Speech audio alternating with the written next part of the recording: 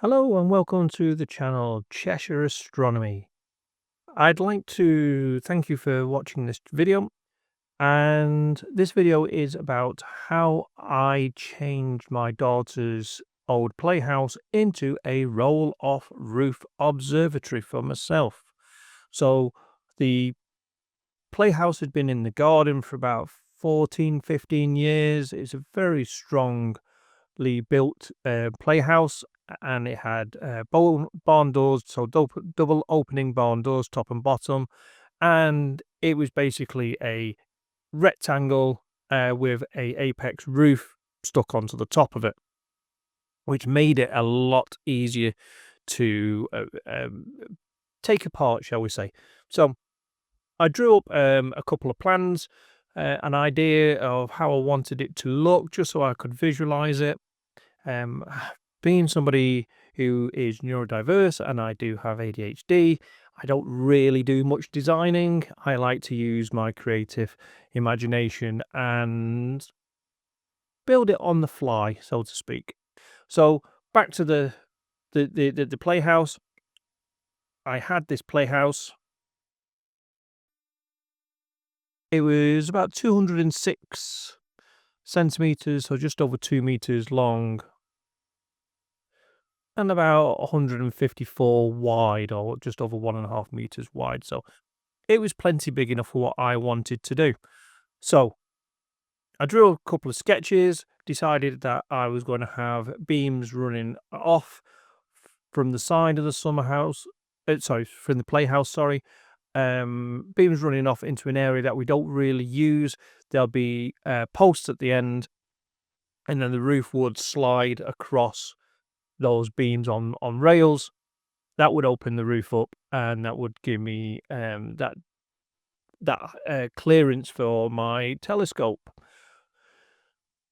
Because of the height of the roof and the size of the telescope, I decided to build a pier within the summer house that's going to hold the telescope. And as you'll see in the video, how I build that, I built it to the right kind of height for the telescope that I had at the time. I've changed it a little bit since then, and I will do a little bit more of an update in another video coming soon as to what has changed. So anyway, let's go and have a look at the build.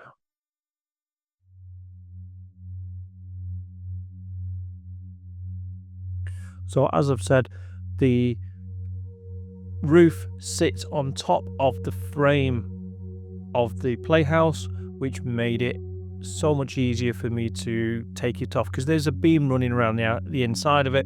I used a circular saw, lined it up with it, and sliced it all the way around as much as I possibly could. The roof then lifted off with the aid of my wife's help.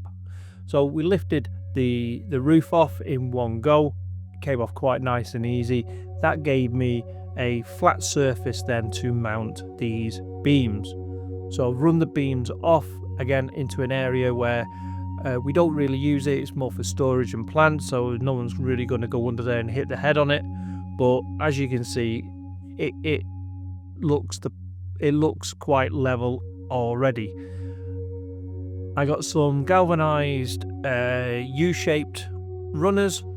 I've gone for the U-shaped ones rather than V-shaped, because I found the U-shaped gave a little bit more tolerance if it's out of line fractionally, whereas a V-shape I found could become off the rails a lot more easily than the U-shaped ones. And as it's going to move over a period of time over the years, I didn't want to have to keep adjusting it and readjusting it, so I've decided to go for U-shaped ones and give it that flexibility to be a little bit more off from the beginning. So what I did was I got some light wood material. This is going to act as a dolly, as a test really. Screwed that together to form the right shape with a couple of runners underneath, and that allowed me to test the theory as to how the roof was going to work, and allowed me to check how level it was as well. Did it suddenly start to run down bank, or was it a little bit uphill, so I could adjust the posts accordingly. And it gave me a good idea of how the finished structure would look. So this is only thin wood. This was purely just for a demonstration of how it was going to work before I started to construct it in earnest. So fast forward, I managed to build a stronger version of the dolly, and I built it with thicker pieces of wood, which did weigh a lot more. I then went around the perimeter of the dolly roof using deck boards, because they gave quite a bit of height for a single piece of wood, and they were too high. I added a corrugated roof to it. Now this has been replaced since with a flat roof, because I found that it was creating a lot of dew and moisture which was dripping onto the equipment in the cold nights. So I've created a flat roof inside, of replaced with a flat roof, which has now got polystyrene attached to it as well, just so that it doesn't drip moisture onto the equipment below. So that's a change that I've made. But as you can see, with the clear roof, it moves quite easily, lets lots of light in, so I can see what's going on in there during the day. But as I say, now it's got a polystyrene against the roof to give it a bit of insulation and stop that dew from dripping onto the telescope and the electrics below. Okay, so the next thing I did was I got this rubber hemming that I've screwed all the way around using 2P washers. So these washers stop it from tearing the rubber, but gives it quite a bit of grip, and it makes sure that it doesn't come away from the wood. I've done that around the whole perimeter like a skirt, and it overlaps the edge, so when it rains, that water will run down on the outside and not on the inside. I've lined the interior walls with the silver foil, again to try and keep a little bit of heat in there, so when it is cold and the roof is open, there may be a little bit of residual heat to help with fogging and so on the cameras. Gave it a quick test, stuck my tripod in there and made sure that it operated and it was about the right height, and I could adjust the tripod so that I got an idea of how high I needed to build the pier, because even though it was on the tripod in there, there was a lot of movement through the floor when you walked around, so it would have thrown off any imaging that was being done. But I did use the tripod as a gauge so that I could build the pier up to a certain level, which still allowed the roof to open and clear the height of the telescope, as you can see. So I plumbed in a little bit of electrics from the outside sources, run some electrics in there, built myself a little bench so that I could put my laptop and computer in there. I've now replaced all that with an ASI Air with a AM5 mount, so that computer, that screen's no longer needed, so it's less equipment left in the garden, but it does operate in the same way. As you can see, I've added a bump stop to the roof so that it doesn't go too far and collide with other structures and leave a gap at the other end. I've now added guttering to there as well, so when it does rain, the water runs off and into a gutter and then goes down the side, so it doesn't go into the interior of the observatory. Thought I'd stick a few pictures up on the walls as well, some of the images that I'd taken and had them printed and framed, just to make it a little bit more my place. Okay, so onto the pier. So I cut a hole in the floor of the playhouse. This was bigger than diameter of the bricks I was going to use, and I made a concrete base in there and allowed that to go off. This was to ensure that the base had a solid foundation but also wasn't touching anywhere around the floor area, so vibrations didn't go through the floor and into the pier. Even though it is absolutely solid, I just didn't want to run that risk, so I made sure it was self-contained and it didn't touch the exterior or the interior floor in any way. So I decided to use light breeze blocks. These are quite cheap and are very strong, and I used a no nails brick adhesive rather than cement. So pipe this on, slap the brick on top of it, then repeat as necessary. It's extremely strong, it doesn't move whatsoever.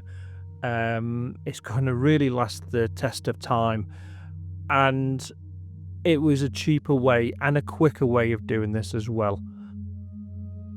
So with this, you don't get issues with moisture or incorrect mixtures of cement and so on. So to me, it was it's a pretty easy way of building a pier. Okay, so as I've said, I've used these breeze blocks. I've built up 1, 2, 3, 4, 5, 6. There's 8 in total, which takes it to the right height, which is just about chest height on myself. And I gave them a lick of black paint, just so that they were more in contrast with the observatory. It makes it look a little bit nicer as well. So they had a lick of paint, masonry paint, and then it came time to drill through the pier bounce itself. So I've used car disc brakes for this. So a very good video on how to do this. The only thing I would say is use a pillar drill. It makes it a lot easier. Go very slowly because you'll burn out your drill bits if you don't. Go up through the sizes appropriately. Don't just try and jump through from one size straight to a big size. You need to go through them because brake discs are extremely hard. Use plenty of lubricant, so I had WD-40, and just try and keep that drill bit cool so that it doesn't break or snap off or blunt itself. I did go through quite a few drill bits while I was drilling this, but I only had to drill 4 holes through each side. So as I say, I went through various sizes until they were big enough to thread my bolts through that I was going to use. So once I drilled through both discs, by the way, these are vented discs, so that they're not solid discs. They are vented, but there are 2 layers, one on the inside, one on the outside, that you do need to drill through. But being vented means there's that gap in the middle where there's no material, so you don't need to drill. So once these had been drilled, allowed them to cool down a little bit, and then clean them all down. Got some brake cleaner, clean them all down to get all the grease and grime off them, and then I gave them a spray of black paint as well, so it matches the pier. To fix it into place, I reversed the discs onto each other and threaded the bolts through to put the nuts on the top. And then I used a spirit level to get that balance as a rough guide, and then I was able to put the nuts on the top and tweak them so that they were hand tight to stop any movement.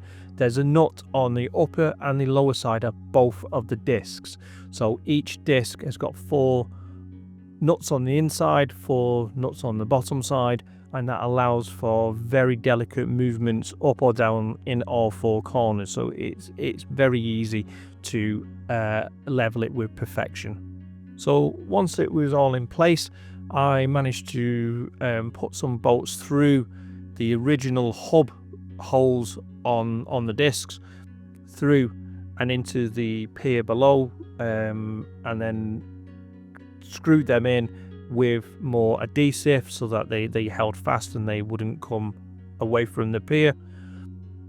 And then it was a case of getting the mount itself attached to the brake discs to the pier. That was a simple bolt, put a piece of wood in the way to give it a bit of cushioning, allowed me to tighten it up so it was a strong, firm, so it was nice and strong. As I say, since then I have replaced that mount with that's an EQ5. I have replaced it with a AM5, so it's all automated now, which makes it a lot easier. And as you can see, that's my telescope at the time, all built up with my guide cameras and my mounts and everything, and it was all ready to go. I added some LED lights to the interior so I could have some red lighting in there so it didn't affect my vision when I was out there. Gave it a little bit of light so I could actually see what I was doing. As I say now, because I use a ASI Air and an AM5, I'm not normally out there at all. I can do it all remotely, and in my next video I'll show you how I added the remote control roof to it as well. So I've made it automated opening and closing, which is a bit of a game changer really. So that's about it for my roof build.